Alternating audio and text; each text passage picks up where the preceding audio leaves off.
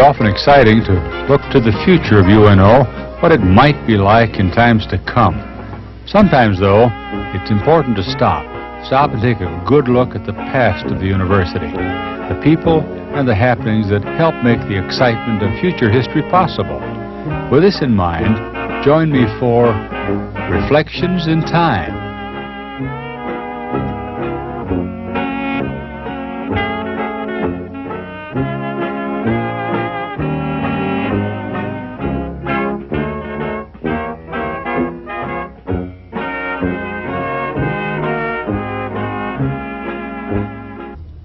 It's late summer in 1985, and we're in the lovely faculty lounge of the new Health, Physical Education and Recreation building at the University of Nebraska at Omaha.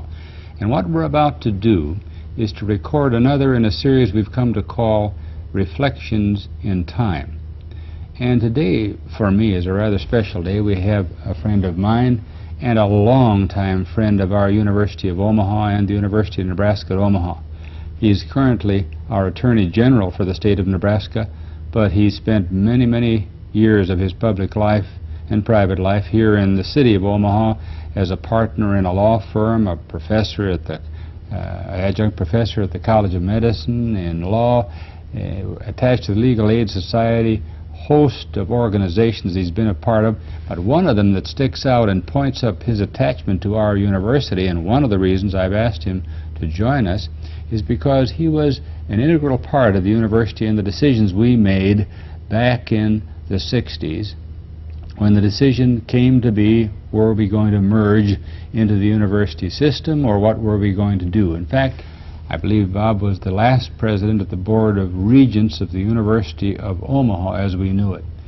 And more than that, he had an attachment and was a helping hand to our university in a great variety of ways. And so I'm especially happy to have him with me this beautiful late summer morning here. A busy schedule for an Attorney General, but he took time to join us. Bob, I'm happy that you could. I'm so happy to be here, Paul.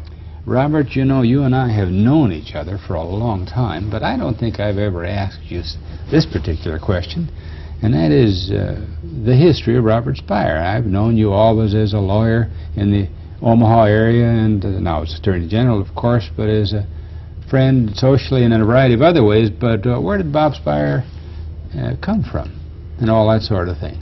Paul, I'm a native Omahan, have lived my entire life in Omaha until 6 months ago. So now you just recently moved away. That's right, when I moved to Lincoln to assume my present position as State Attorney General. A graduate of Dundee School, Central High School, spent 3 years in the Army between high school and college, and came back out of the Army and entered the then Municipal University of Omaha.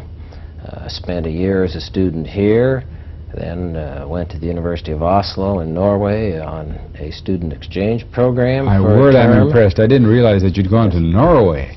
Yes, I did, Paul. And then came back from Oslo to finish and receive my college degree at Harvard University, and then went on to law school and graduated from the Harvard Law School.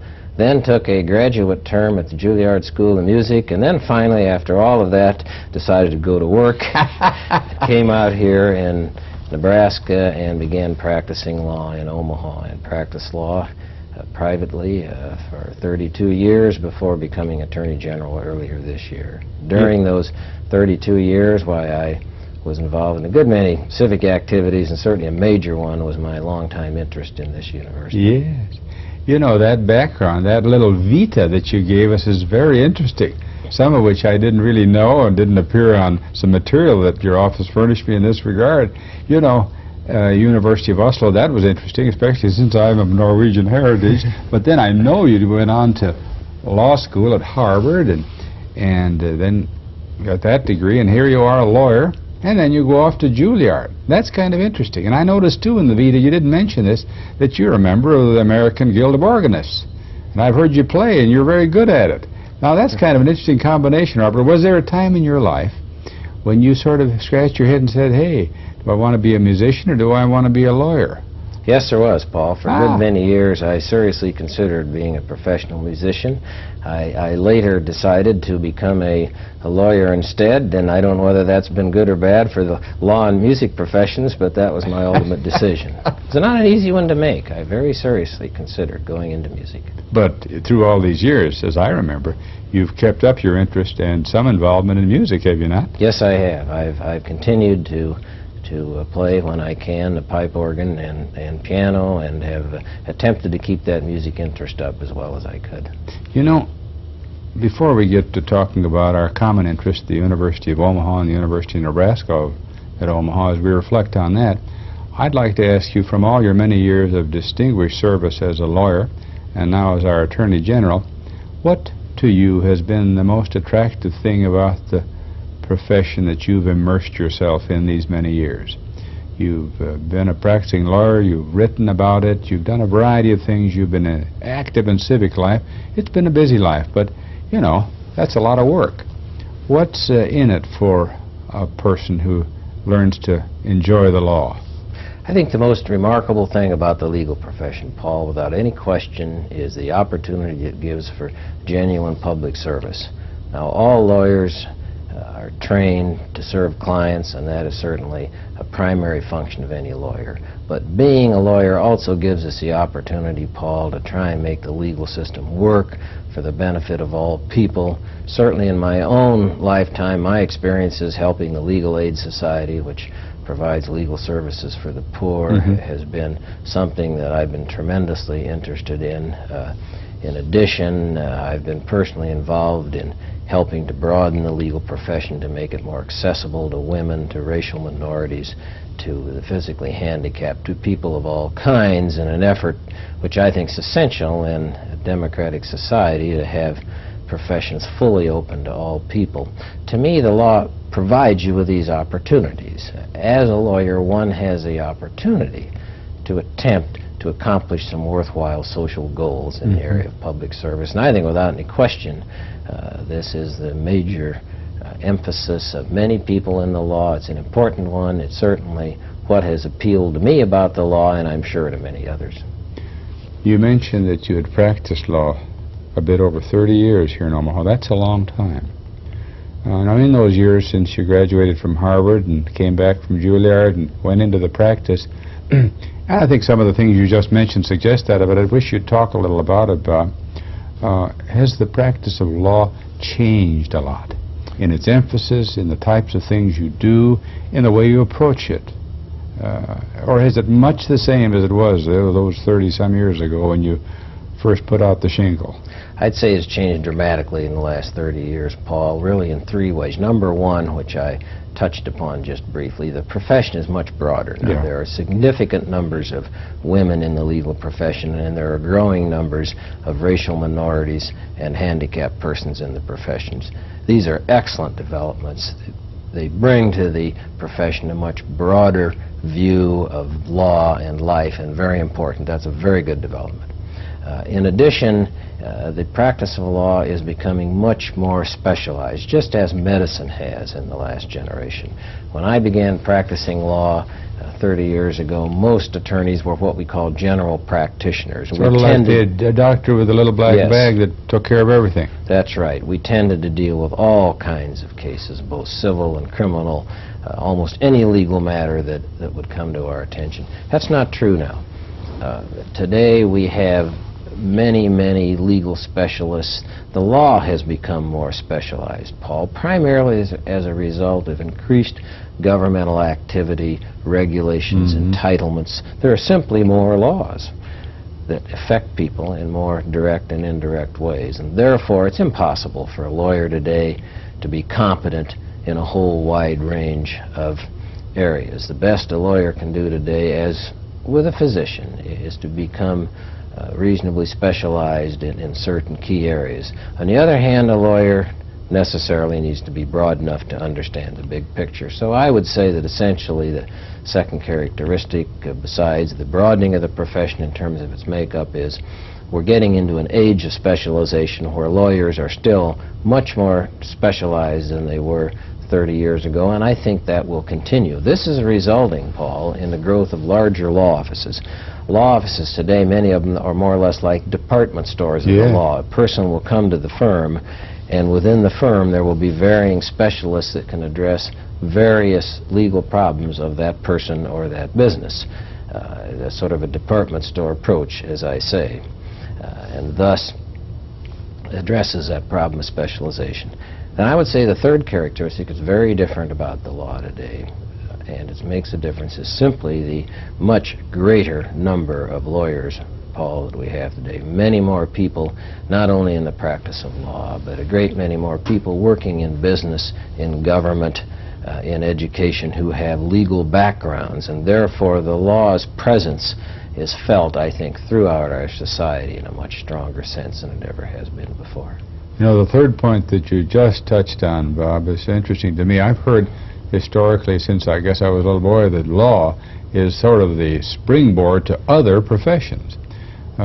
Is that more true even today than it was 20, 30 years ago, or is that just... Seeing people go into government, and often are senators, representatives around the country, are lawyers by background and so on. Is law sort of a firm foundation for a lot of very specific jobs? Yes, it is, Paul. It's always been, it perhaps is even more so now. Law is a good lead-in, certainly, to any type of governmental work, or indeed work in the political area. This is a natural, because lawyers are trained in law, and legislatures, Congress, and so forth pass laws. So it's natural that lawyers would gravitate toward political life. But in addition, a law background is an excellent background for most business activity, again, because there are so many laws that impact upon the operation of a business. Yeah. Therefore, a business person, a man or woman in business as an executive, can certainly understand better how to operate that business if that man or woman has a legal background. And then I think, finally, a number of people, Paul, study law simply because they feel it is a good general background. They're not sure they want to be lawyers, but they feel that because law deals very much with a wide variety of areas in life, that it would be a good background for them. So you have many people studying law today that perhaps have no intention of practicing law, but look forward to going into government work, education, business, or other activities. I have two classmates of mine from law school that have actually gone into the clergy. Is that right? Yes. Now, what you're telling me, Robert, leads to my next question, I think very logically. You mentioned getting involved with government, and that's just what you've done within the last few months here in 1985 as we record this program.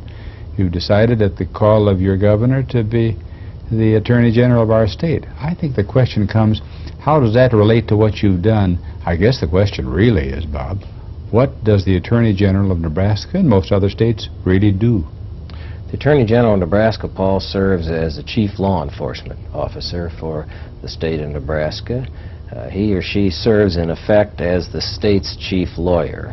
The Attorney General and the Attorney General's office is the lawyer that handles legal problems that arise out of the various state agencies, represents the governor's office and the governor's official capacity on legal matters that come from that office, represents the legislature in the sense of responding to questions from the legislature about laws that the legislature is contemplating, and works very closely with the county attorneys in the 93 counties in Nebraska in regard to direct law enforcement, enforcement of the criminal laws and matters of that nature. In effect, the Attorney General is the chief lawyer for the state of Nebraska. Sounds like a busy place. What's a typical day in the months that you've been at it? You mentioned 93 counties and all these attorneys there that relate to you, the governor's office, the legislature. Does your office or those who work with you spend some time in court then and writing matters too? A great deal of time in court, a great deal of time in working with legislators and with their aides, a great deal of time working with agency heads and their helpers, a great deal of time working with the governor and members of the governor's staff, and indeed a lot of contact with the general public. And the typical day will be quite varied, Paul. A typical day for myself or any one of the attorneys and my staff can very well consist of a meeting with with the governor or a member of the governor's staff, a meeting with one or two state agency heads, perhaps a conference with a state senator, certainly probably a telephone visit at least, if not a meeting with a county attorney on an enforcement matter, some research and study of the law, and quite often possibly a meeting with some group of citizens that wants to ask some question about how the laws impact upon the state. It's a lot of variety and very interesting. Do you get a lot of questions that require detailed study for interpretation, so you're constantly researching and looking, or your people are, as it relates to various lawyers? Yes, Paul, a great many questions. The questions come primarily from legislators and from the governor's office and from agency heads, and many questions from county attorneys. 32 lawyers on the staff of the Attorney General, and these 32 lawyers spend a lot of time researching and coming up with legal opinions on these questions. You know, you do have quite a staff. You're part of a large law firm, really, 30-some people, although many of the private ones are even larger than that from what I've been hearing. But I wondered now, as for all your years in private practice, Robert, now you've gone on the public side, has your perspective had to change dramatically? Do you look at each question a bit differently because of the seat you're sitting in now as Attorney General? The answer to that is yes and no, Paul. My perspective has not changed in the sense that after all, the law is the law, and I have a different client now, to wit, the state of Nebraska, rather than various individuals and businesses. But the concept of going into court, of arguing a case, of researching a law, those skills, those technical professional skills that an attorney has in private practice are readily transferable to government law, so that in the sense that I'm researching the law and I'm appearing in court and I'm making those types of judicial determinations, there is no change. That's essentially the same process as having been done before. The difference is that I have an obligation as Attorney General to the entire state. My client is not simply an agency or a governor or a legislator, but indeed 1.5 million Nebraskans, and so I have to view what I'm doing in terms of the entire state. Now, Bob, with all that interesting background about you and your life up to the point of being our Attorney General, let's move back again a bit in time to the years when you, as a citizen of Omaha and a lawyer here, became involved in your local municipal University of Omaha. What, if you can recall, is your first recollection of this university? My first recollection, Paul, is as a boy growing up in Omaha, obviously aware of the university because the university was a very important institution here. My first recollection of any contact is when I graduated from Central High School in Omaha. I came to the university here and spent one summer session as a student right out of high school prior to then going into the Army. And I then went into the Army for 3 years. This was the tail end of World War II, yeah. And then came back to the university and re-enrolled 3 years later as a freshman, and then spent my first full year of college here at the university. And those two contacts, one summer semester right after high school, then 3 years in the military, and then a year as a first year in college, were my first direct contacts. In other words, as a day student here at the old Municipal University of Omaha, and the summer I'm talking about was the summer of 1943, yeah. And the year was the year of 1946 to 1947. Now, physically, as we sit here in this beautiful health, physical education, and recreation building, the campus has changed. They're in the process of adding a large dimension to many acres we've added to the west part of the campus. What was the campus like then? Wasn't it mainly the cupola, beautiful building, which we still have now as the College of Liberal Arts and Sciences? That was it. Essentially, it was that building. It was pretty new, wasn't it? Yes, the building, I believe, was built in the late 30s. Yeah. And then in the summer of 1943, it was that building. In the fall of 1946, there had then been put up some temporary Quonset huts just south and a little west of that building to help with some of the returning veterans, of which I was one, take care of that large influx of students. But essentially it was that one building, and so that everything that we see here now is a growth since those years, obviously. Student body, too, was, in a comparative way, quite small, wasn't it? Yes, the student body, when I was a student here right after the war in 1946, was about 1,900 students, total student body, and I believe, Paul, that included the night students. Is that right? So that lovely building, which was quite new, was rather roomy, I should imagine, and comfortable for students and faculty. Yes, it was. However, it was still obvious at that time that the university would need to expand physically, because it was apparent that there would be a growing number of students in the years ahead. Now, at the time you came here as a student, the man whose name is born on our student center wasn't here yet then, was he? You had another president and another set of faculty. Who were some of the people that stand out in your memory? That's an unfair question. It goes back a ways, Bob, but maybe you can mention Well, Dr. some. Haynes was the president. This was just prior to Dr. Mabel L coming. But when I was a student, the first time I was a student, I later was a student many years later in the night school, but when I was a student in the summer of 1943 and during the year 1946 to 47, the people that really stood out in my mind at those times were Professor Harry Rice, a mathematics teacher with whom I studied, an absolutely magnificent professor, a great teacher, a great person. Another gentleman that certainly impressed me and had an influence on me was a Professor Harry Four that was in the English department, who was then a teacher that taught freshman English, and a very fine gentleman. In addition, two people at that time that were very prominent around the university were certainly Dean William Thompson. Now, I did not have Dean Thompson for a course, but he was the Dean of Arts and Science, and he was certainly a strong influence, and we all knew and respected him. At that time, there were just one or two colleges, were there not? Yes. Yes, as I believe, there were the College of Liberal Arts, there was the Applied Arts College. I believe at that time the Business Administration was still a department, not yet a separate college. And it's much smaller operation all the way around. And then I wanted to mention also that at that time, one of the new young professors in the fall of 1946 that was certainly one that was very prominent right off the bat and just a star was Dr. Ralph Wardle in the English department.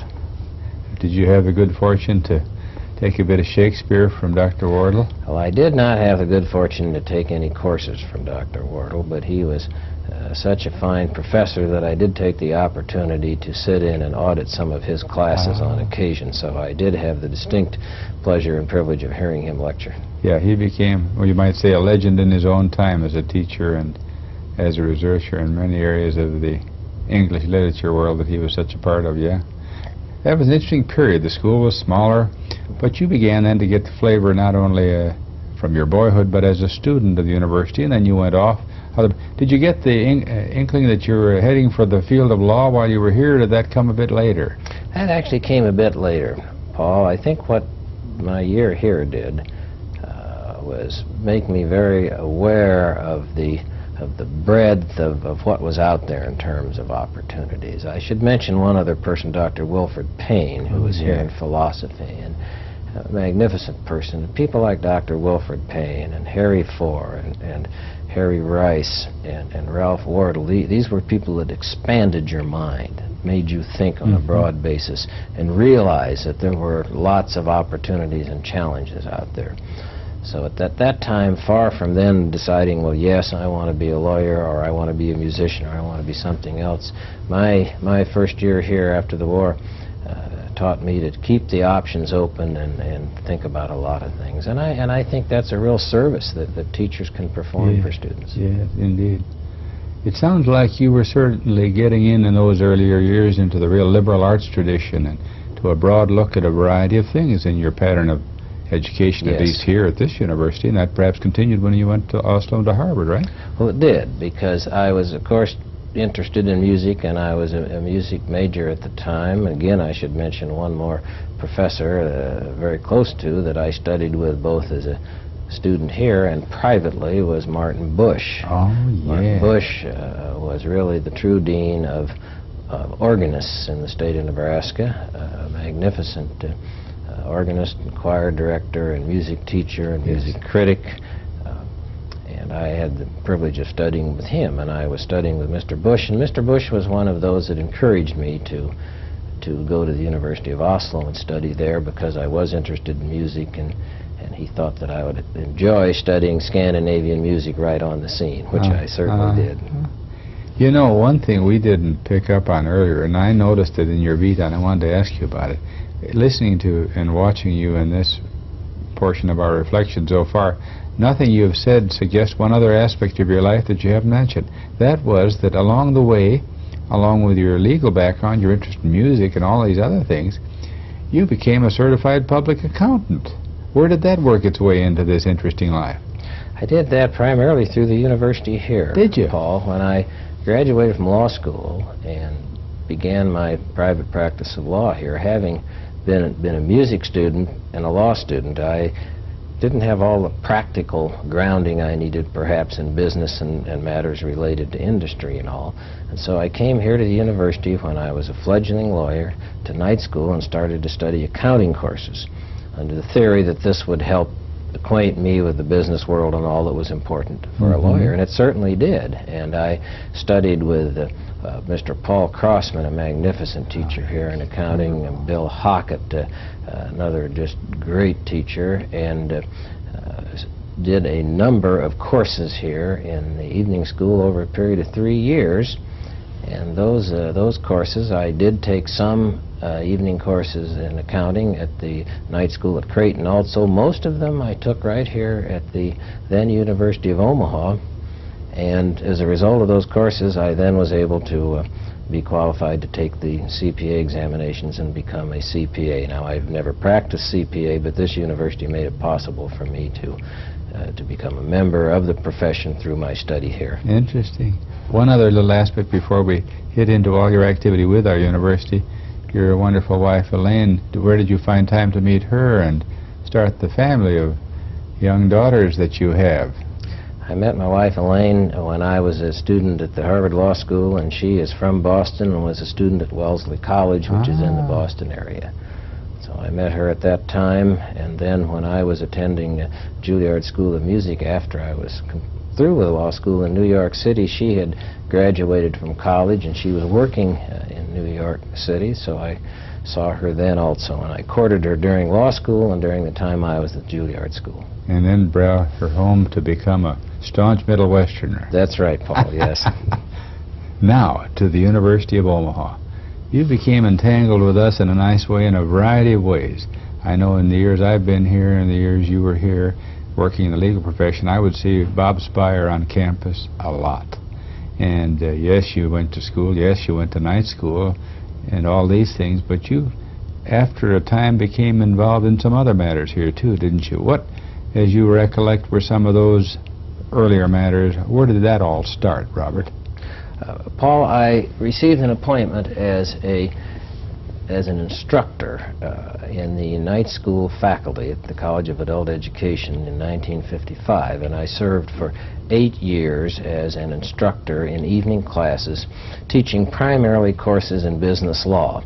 I also taught occasionally courses in accounting during that time, in elementary accounting.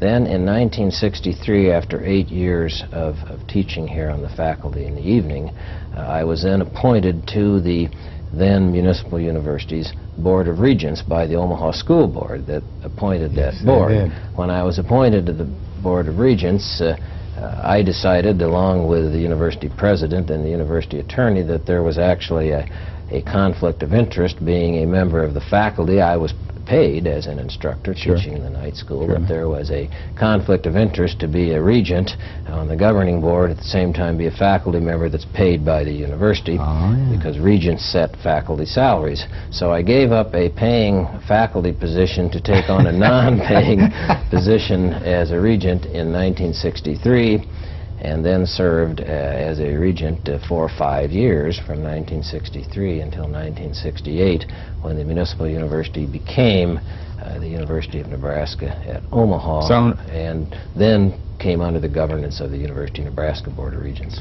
Sounds like you came into your job, non-paying job, as a member of the Board of Regents with good, solid background, with all your years here as a student, as a night school teacher. You knew our university really quite well when you began to sit in on the board meetings, didn't you? Well, I hope I did, Paul. I knew many faculty members here and a great many students, and as a board member I was able to tap into those sources constantly, which I think were invaluable, because I always felt it was very important for a regent to understand just exactly what the students and faculty were thinking, and I think it was a great help to me to have been here in both capacities, as a student and as an evening school faculty member, not only for what I'd learned about the university, but indeed the people I'd met, who then became wonderful sources of information to me about the university. As you began your life as a member of the Board of Regents, here you put on a different hat. You moved from the faculty side, as you said, on a part-time basis, over to the administrative look of our university. What were some of the items that you used to wrestle with in those earlier days in the 60s? Now, this goes back 20 years or so, but Robert has a good memory. What were some of the things that you talked over, made decisions on? Money matters, of course, other things. What was on the table usually? Well, interestingly enough, Paul, a constant subject of discussion among the regents right from the start I came on, and as a matter of fact, this discussion type of subject led to the ultimate merger with the University of Nebraska, was the basic concept of what is the mission of this university. Why do we have this university here? Is this university designed to serve a broad-based student body? Is it designed to serve primarily students living in this area or not? Is it designed to give a breadth of courses or a narrower group of courses? Basic, constant conversations about what really is the mission of the university. To go beyond that, some matters, though, that I think you will find interesting. Parking was a problem. And when I first Board of Regents meeting I attended, about half of the time at the meeting was spent talking about the then parking problem. And of course that has been with us forever. An interesting part of the parking problem, though, Paul, again relates to this subject of what is the mission of the university. Because I can remember as a regent 20 years ago, we concluded very easily, well, we can solve our parking problem very easily by limiting the enrollment at the university. At that time, and I suspect this is still true, about 70% of the students at the university worked, had some kind of a gainful job. And about half of that 70% worked full-time, so they actually needed cars to come back and forth, take courses, go back to work, work a while, come back out and take a course. So the student that we were serving, the working student, actually needed his or her car. We could have solved the parking problem by simply limiting enrollment, but we made the policy decision that we should serve these students, and therefore the parking problem, unfortunate as it was just part of the price we had to pay for our concern about serving all of these students who wanted the education. Interesting, Robert. Let's continue. What was on the table from month to month that our Board of Regents in the 60s were addressing? Two constant problems, Paul, and deep concerns that we addressed regularly, and these were kind of natural, but certainly we were tremendously concerned about, was first of all an effort to hold down the cost to the students. We were very concerned about what was becoming a trend here at the university in raising tuition on a regular basis. We were very worried about the tuition getting too high so that the students we were serving could not afford to come. And wasn't a large part of the income we generated came from student tuition? Yes, approximately 74% of the operating budget came from student tuition. The second factor was one, of course, that higher education always wrestles with, but we were wrestling with it then, and that is, obviously, the most important thing in higher education is the quality of the faculty. We need the buildings, we need the physical facilities, but the real heart of it's not the brick and mortar. The heart of it's what goes on inside the brick and mortar, and that's determined by your academic faculty. Therefore, we were concerned with attempts that we were making to raise faculty salaries, to obtain more faculty with more advanced degrees, to provide a more amenable atmosphere and all here for faculty, because we considered it absolutely essential to build on the already good faculty we had, but to be sure that we treated them fairly, that we had adequate faculty salaries, and that we were in a position to recruit strong faculty. In those years, was that tough to recruit strong faculty? Were we competitive financially, or was that just a general problem? Do you recall some things about that, Robert? Well, I think it was a general problem in higher education nationally. We could read articles in educational journals and see that the same sort of concerns, faculty salaries and recruitment, were taking place in New York and Ohio and other states as well as Nebraska. However, it was particularly difficult for the Municipal University of Omaha because we were underfinanced publicly. Therefore, we could not compete with many institutions in order to obtain faculty, and thus it was a particularly difficult problem for us. Now, during your years as a member of our Board of Regents, many things happened, some of which you've generally alluded to now. But during that time, there were various people who related back to the campus through the Regents, namely in the form of presidents. Who did you begin with? When I came on the Board of Regents, Dr. Mabel L was the president of the university. Dr. Bale had been here a number of years, had had a very profound and lasting and very beneficial effect upon the university.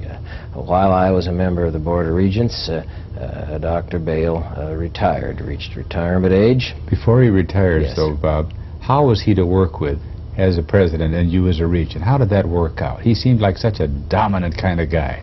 Dr. Bale was very dominant, and he certainly never left any of us in doubt as to how he felt on particular issues. But he was very helpful in this sense, because Dr. Bale realized and recognized that the policy came from the regents. Therefore, he was very clear in his recommendations on policy, but he recognized that the regents ultimately were the policy makers, and we were, Paul. I never felt for a minute that Dr. Bale was trying to dictate policy to us. I felt that he was trying to be very helpful in giving us information and making recommendations that we needed to set policy. But he certainly recognized our function, and we certainly recognized him as an administrator, and we attempted not to look over his shoulder on what were his administrative responsibilities. During that time, too, didn't we have a run for a mill levy increase, too? There were two elections, Paul, for mill levy increases. One when I was on the Board of Regents, one before I had gone on the Board of Regents, both of which failed and did not pass the electorate. Do you feel that those failures in terms of an increase in our mill levy were part of Dr. Bale's reason for retirement? No, I don't believe so, Paul. Because that's been suggested. No, I do not believe so. Dr. Bale reached the mandatory retirement age. He actually stayed on for 2 additional years at the request of our Board of Regents, beyond when he normally would have retired. And no, I don't think that had any effect at all. Dr. Bale was one that never shirked a challenge, and it certainly made life more difficult for him and for us as regents when those mill levy elections failed. Amen. But it didn't stop his concern. He was every bit as dedicated and interested in this fine university, and so were we. His retirement was solely because, as happens to all of us in due course, solely because of age. Now, we moved into a different era, at least for a short period of time. We had a new president. Dr. Leland Trewick came as our president. Yes. That was your second boss, so to speak, yes, wasn't it? Yes, Dr. Leland Trewick, a very distinguished professor of economics, came to us as the immediate successor to Dr. bail and was with us for a brief period of time, just a little over a year. Dr. Trawick served actually until December of 1966. Dr. Trawick resigned, and our board then appointed Dr. Kirk Naylor, who was a professor of education and had served as an assistant to the president as acting president of the university. I think one question we should ask here, Bob, and that is, it seems odd for a president to serve for such a short period of time and then to resign. What caused this to happen? What were some of the reasons, as you see it, from the Board of Regents side? And you knew the university generally and intimately at that time. Dr. Trawick was a very fine man, Paul. He was a particularly good academician, and he had the great respect of the academic faculty for his excellent understanding of and help with academic matters. He was not particularly interested in, nor was he particularly strong in administrative matters. Mm-hmm. And in addition, Dr. Trawick and our Board of Regents had differences in view as to the basic mission of the university. Imagine it will be up to historians in the long pull to decide who's right, if there is a right, and who's wrong, if there necessarily is a wrong in these situations. But essentially, Dr. Trawick felt that the mission of this university would be to stay fairly small, be rather specialized in arts and sciences, and work toward a number of graduate degrees through the PhD right here on this campus. Our Board of Regents felt that the university should broaden itself, that we had a mission as a municipal university located within this community to provide a broad range of courses, primarily, not exclusively, but primarily at the undergraduate level, and that was the service that we needed to supply to the people in Omaha and the communities immediately around Omaha. Therefore, we should expand the university. It should become larger, and although we wanted to have increased emphasis on graduate programs, we shouldn't turn this into a major graduate institution. The major emphasis here should be at the teaching level, at the undergraduate level, and broadened to open opportunities to as many numbers of students in this community as possible. There was a fundamental policy difference there between our board and Dr. Trawick. We had many reasonable, very calm discussions with him about it. There was a difference. Our board made the decision, as was our right and indeed our obligation. We had the responsibility. We made the decision to proceed to interest ourselves in the state of Nebraska and look at the possibility of becoming a state institution, because we felt that was necessary in order to finance this broad-based mission of the university that I'm talking about. Dr. Trawick was not in sympathy with that, and therefore we asked Dr. Trawick if he would resign, and he did resign. He was a friendly parting in the sense that we understood that there was a basic policy difference there. He then went on to the College of William & Mary, where he had a very distinguished career as an economics professor and also in business areas there. I had the opportunity just a few years ago, shortly before Dr. Trawick's death, to visit with him in his faculty office at the College of William & Mary. We had a fine visit. He was in good spirits, and we enjoyed reminiscing about all of these things, including these differences in approach to the philosophy of the university. Isn't that wonderful? He served the university very well for the year and a half he was here. He gave to the academic side some needed help and input. His time definitely was helpful in the development of the university, Paul. Now, we're coming to a time when we need to move to another major issue. Naylor came in as president, but we were moving, you mentioned a moment ago, we're starting to talk now more about merger, funding, the problems of funding a university and the mission that you'd laid out for this university as a Board of Regents. Let's work in toward that merger now, if we can, Robert. Our University Board of Regents, and I should tell you, Paul, just who these people were. At this time, I was the president of the Board of Regents. The vice president of the board was Mr. Sam Greenberg, a very prominent South Omaha businessman. Indeed. The secretary of the Board of Regents was Miss Margaret Fisher, very prominent Omaha attorney. The other members of the Board of Regents were Mr. Pat Moulton, very prominent Omaha business executive, Dr. Herbert Davis, very prominent Omaha physician, Dr. A.B. Pittman, a very prominent Omaha veterinarian, Mr. Drexel Sibernson, well-known Omaha businessman, Mr. Robert Fraser, very well-known, competent Omaha lawyer, and Mr. Dick Nisley. Dick Nisley was the president of the state AFL CIO. Very interesting board. This, if you please, was the Board of Regents, 9 persons, a very diverse group, and with a variety of backgrounds and interests. Our board unanimously, in the fall of 1966, decided, first of all, that the mission of this university was to serve primarily the student living in the Omaha community that could not afford to go elsewhere to school, that either didn't have enough money or was working on the job, didn't have either the time or the money to go, say, to the University of Nebraska in Lincoln or to Peru, or indeed to pay the expense of a private institution such as Creighton. Right. That this was the primary function of this university, an urban institution designed to serve the students within the urban community, who incidentally were a broad base of students, not just the typical day school, college, 4-year student, but also students at night, adults who are working full-time but want to come out here in the evening, take courses to improve themselves on the job, or simply cultural courses just for their own self-improvement. We felt this definitely was the mission of the university.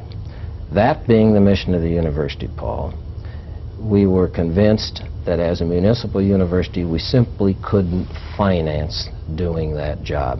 There had been 2 elections in Omaha, we've mentioned, to increase the mill levy. The university here was financed by 2 sources: student fees, that's tuition primarily, and by a property tax mill levy on citizens owning property in the city of Omaha. Those were the 2 sources. By law, we could not borrow money. So we had simply 2 sources of funds: mill levy and tuition.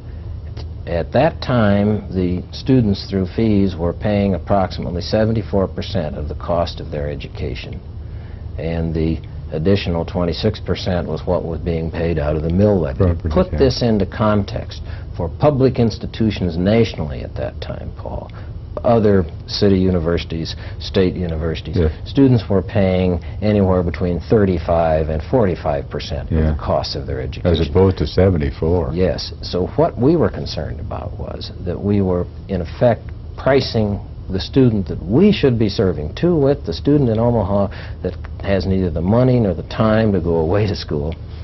We were pricing that student out of the educational market. We should be serving that student. We can't serve that student if that student can't afford to come here. So therefore, we decided, because the mill levy, increasing the mill levy had been defeated twice, that was a blind alley. We couldn't get any more money from the city. We therefore looked to the state and decided that we should go to the state for funds. At this time, Paul, the state of Nebraska was considering going to a sales and income tax for the first time in its history. And this seemed very likely to come about, and it did come about. We determined that if the state of Nebraska went to a sales and income tax, that would make it even more difficult to ever get increased property tax levies here. Plus the fact that a good deal of money would be going from Omaha to the state in the way of sales tax and income tax paid by Omahans. And therefore, it would be perfectly appropriate, perfectly fair for the then University of Omaha to become a state institution in order to get some of that sales tax and income tax money Omahans were sending down to state government, to have some of that come back and help with this institution. Seemed to be very timely what you were trying to do in terms of the state picture. Well, that was the way we viewed it, Paul, and we felt that it was necessary to fund the mission as we defined it, to help these students here.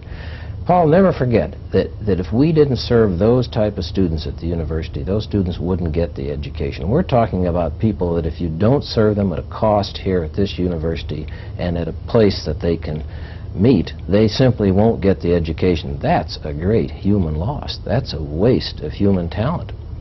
Therefore, we felt that in order to serve those students, we needed to get state funding, particularly with the likelihood that the state would now have a sales and income tax, and that money would be what would be necessary to be used. So we made a decision in the fall of 1966, our Board of Regents, that we should go to the state in some form to seek funding, possibly affiliation with the state as a state institution in order to do this. We studied a number of ways to do this. Should we be a separate state college? Should we become part of the University of Nebraska? Just how should we do it? And we made a determination that the best procedure would be to seek to become part of the University of Nebraska system. I think the next thing that comes to mind, Bob, as you give us this interesting background leading into the merger, is how it was consummated. Did they come and say, hey, get on the bus? Or did we, as a Board of Regents and a university, make what you might say is the first move? We made the first move, Paul. Our Board of Regents made a policy decision that we thought it would be the best means to become part of the University of Nebraska rather than a separate state college or some other arrangement. The reason we did was this. We felt, first of all, that if we became part of the State University of Nebraska, we would immediately achieve the status of a state university. This would mean that the degrees of our students coming from a state university would have more meaning nationally. It would make it easier for us to recruit faculty if we were part of the state university. And also, we would then, from a financial point of view, be tied in with the University of Nebraska budget in the legislature, and we felt that that was a better way of getting funds for this institution than to try and be a separate institution where, as a political fact of life, we would have been battling with other state colleges if we were part of that group, or against the university for state funds. Yes. So for that reason, we made the decision. The main reason behind this, Paul, was frankly our concern for the students. We felt that the students' concern, Paul, is getting the course taught by a good professor at a reasonable time, at a reasonable cost, and the student is not all that worried about the technical name of the institution as they are getting the work. And we felt that we were doing more for the student to give that student a state university course, a state university degree, and have that student be part of a state university rather than a separate, smaller college. We think that was a greater service to the student and indeed to the faculty. Now, those were the main reasons we chose to seek to become part of the University of Nebraska. Our board went to the Board of Regents of the University of Nebraska. We requested a meeting with them the first week in January of 1967 when the legislature was starting. I recall that meeting vividly. We went to that meeting. We sat with the University of Nebraska Regents gathered in Lincoln, and we specifically asked them if they would consider supporting legislation that would make the University of Omaha a part of the University of Nebraska system as a separate campus within the University of Nebraska system. They studied the matter. We had lengthy discussions about it at that meeting, and further on they determined that they would agree that that was a proper procedure, and they then therefore were acceptable to it. They were not predators. The University of Nebraska did not come around and attempt to gobble us up. We made the initial suggestion, and as a matter of fact, Paul, we had to convince them of the merits of it. Were they a bit skeptical about the possibilities? A little skeptical, because they felt that possibly any merger with this institution would result in financial resources of the state that went to Lincoln, to the campus there. Some of those might come to Omaha instead, and therefore the result would be a draining of resources from the university in Lincoln to the university here. They had that fear.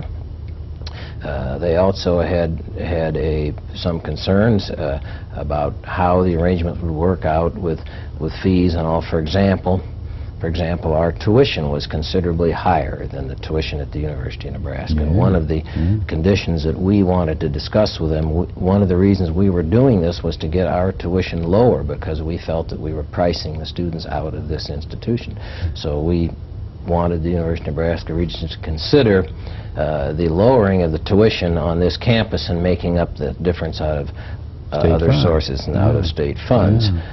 We also were insistent that our faculty members be paid more, and we wanted procedure started to raise our faculty salaries up to the level of what they were in Lincoln. They were much higher in Lincoln at the time, and we wanted to start immediately the movement of faculty salaries here higher up that scale. Now, these were the sort of things that we had to kind of sell them on, and we had a number of discussions, but I'm proud to say that both boards of regents addressed this problem as of statewide concern, and I think it is, Paul. It's of much interest. I think all of us as citizens of Nebraska care about institutions throughout the state, not just the ones in our communities, and we felt that that higher education for Nebraskans, whether they're in Omaha or Lincoln or Ogallala or Scottsbluff or any place else, are necessarily concerns of all of us. So we went ahead. The legislation was introduced in the legislature. It was quite a battle in the legislature to get it through. I and other regents spent a lot of time testifying in the legislature. Terry Carpenter was heavily involved. He was heavily involved in it. Dr. Kirk Naylor, who was the acting president of the university and who became in June of 1967 the permanent president when we, as a Board of Regents, appointed him permanent president, worked very actively in the legislature on this. The legislature did pass enabling legislation for the merger, and then it was necessary to have a citywide election in Omaha for the Omaha voters to approve the merger. That election was held in December of 1967, and by a 4-to-1 margin, the voters approved the merger in Omaha. The merger carried every single precinct in Omaha on a favorable basis. We felt as regents that that was a strong vindication and support of the policy decisions that we had made and that we had sought in seeking the merger. And the merger itself actually then took place on July 1 of 1968, at which time our Board of Regents, we in effect had voted ourselves out of office. We ceased to function as a legal entity, and the Board of Regents of the University of Nebraska then became the governing board for this campus as well as the rest of the university system. With your many years of involvement now, Bob, what do you feel is the real significance of this University of Omaha and University of Nebraska at Omaha? Without question, Paul, the real significance is the impact it has upon people, upon students, upon faculty, upon citizens not only in the greater Omaha area but the entire state of Nebraska. This institution brings meaningful education and cultural activities to our citizenry. Nothing can be more worthwhile. That, to me, is the real significance of it, and I just can't imagine our grand community of Omaha without this institution as such an important part of it. It does so much for our people in so many ways. Our thanks to you for joining us for another session of what we call Reflections in Time. In the summer of 1985, we've been visiting with our Attorney General, Bob Spire, who is a member of our faculty, our student body, and our Board of Regents of the University of Omaha, as we've looked at the university through the eyes of another member of our campus family on Reflections in Time.